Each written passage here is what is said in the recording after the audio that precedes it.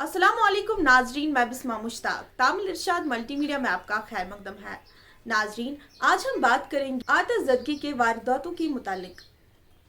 वादी कश्मीर में आए रोज आतिशज़दगी के बढ़ते वाक़ा के बीच इस बात का इंकिशाफ हो गया है कि साले रवाह में अभी तक आग की वारदातों में 24 अफराद नुक्मे अजल बन गए हैं। महकमे फायर एंड इमरजेंसी सर्विस की जानिब से जारी करदा रिपोर्ट में कहा गया है कि 2022 के 7 माह में वादी कश्मीर के मुख्तलिफ इलाकों में आतिशज़दगी के वाक़ा में 960 ढांचों को नुकसान पहुंच गया है, जिसमें 160 दुकानें और 15 शॉपिंग कॉम्प्लेक्स भी शामिल है।